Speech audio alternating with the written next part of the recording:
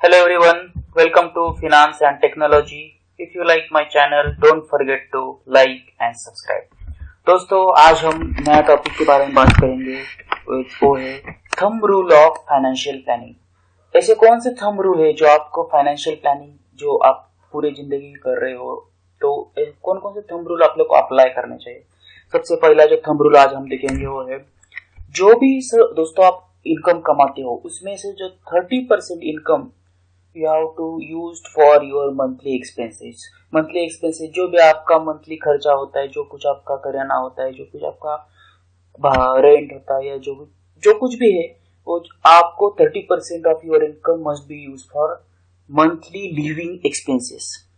Then तो दूसरा और थंब रूल है वो है, उसके बाद 70% बचते हैं, उसमें से जो 30% है that 30% you have to use for liability repayment if any। वो क्या होते हैं दोस्तों कि अगर आपने कुछ गाड़ी ली है या घर लिया है तो उसका लोन, ऐसे कुछ भी रीपेमेंट के आपके लायबिलिटीज है तो आपको 30% रखनी चाहिए। Then remaining 30% you have to save and you have to invest at a proper way, like either you have to invest in FD, either you have to invest in mutual fund, you have to invest in share market, और there are various options, insurance policy, insurance terms. लेकिन 30% जो भी आपकी salary है वो save करनी है और उसको इन्वेस्ट भी करना है। देन जो बचता है 10% उसको आप खर्चा कर सकते हो, लाइक एंटरटेनमेंट, वेकेशन, या फिर आप मूवी के लिए या फिर कोई घूमने फिरने के लिए जो ट्रिप निकालते हो, समर वेकेशंस, जो भी आपके पास है उसमें से आप 10% में से आप उसमें से खर्चा कर सकते हो। तो इस तरह से 30 एंड 10 आपको 100%।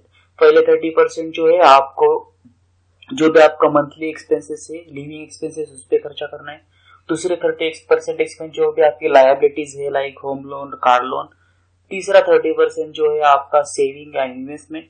लास्ट 10% इज यूज्ड फॉर, और you can spare that money for entertainment and vacation. और उसके बाद है दोस्तों, आपको आपके सैलरी में से 6 महीने की सैलरी आपको लिक्विडिटी में रखनी चाहिए, यानी कि वो जो फंड है उसको सेव करके रखना चाहिए, ताकि अगर कोई भी इमरजेंसी आए तो उसमें आप उसका यूज कर सकते हो।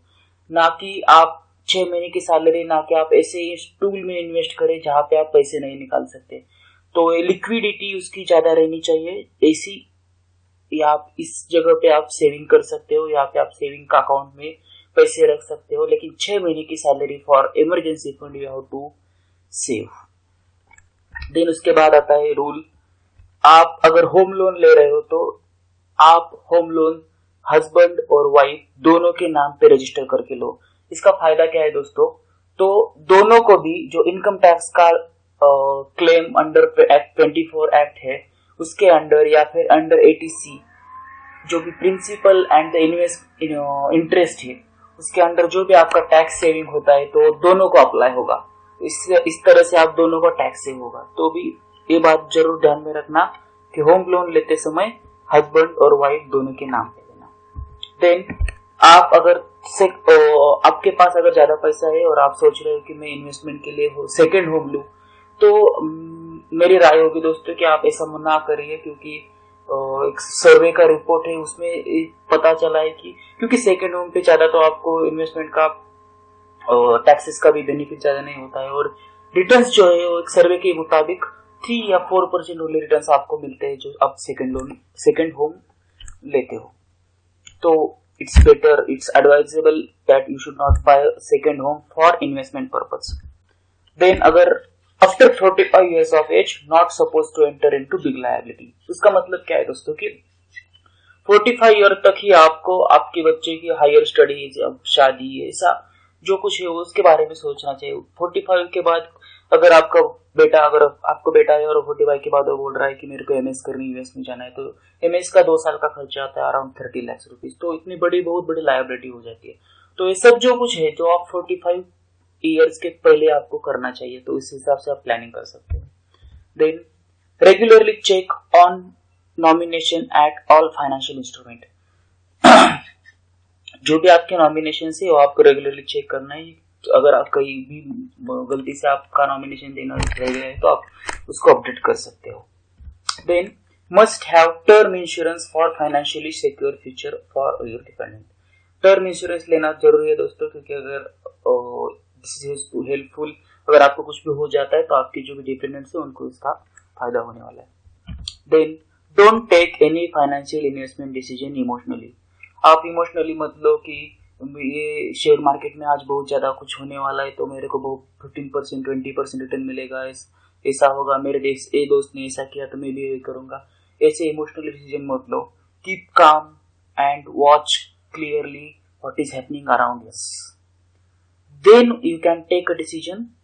एंड जो भी डिसीजन है इमोशन की बजाय थोड़ा दिमाग का यूज करके लो, क्योंकि वो आप खुद का पैसा है और आपको खुद को इन्वेस्ट करना है।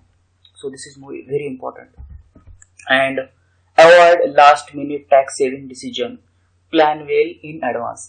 दोस्तों बहुत बार मैंने ऐसा देखा है कि लोग जनवरी फरवरी मार्च में टैक्स सेविंग के बारे में बोलते रहते हैं, बल्कि हालांकि टैक्स का जो सेविंग करना चाहिए वो अप्रैल टू मार्च फाइनेंशियल ईयर जब स्टार्ट होता है वही उसी समय से करना चाहिए। तो जो भी आपका टैक्स सेविंग का जो भी आपका प्लान है वो ऑल इन एडवांस अप्रैल से स्टार्ट करना चाहिए।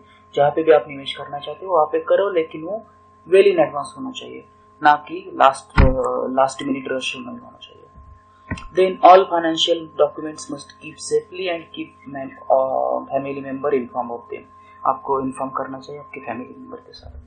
देन आपका जो भी पोर्टफोलियो है वो अच्छी तरह से चल रहा है या नहीं चल रहा है, उसको हर 6 महीने बाद आपको रिव्यू लेना है। तो उस हिसाब से आप डिसाइड कर सकते हैं कि अभी जो पोर्टफोलियो कंटिन्यू करना है या फिर उसमें थोड़ा अपडेट करके थोड़ा सा चेंज करके बाद में फिर उस तरह से आपको पोर्टफोलियो बनाना है। एंड ये सब करने के बाद have a healthy and wealthy life, because health wealth and the happiness all are on the same way. So दोस्तों इस तरह से आपको जो थंब रूल है फाइनेंशियल इन्वेस्टमेंट के आप यूज कर सकते हो। And thank you for listening my channel. Thank you for listening me. If you like my channel, please subscribe me on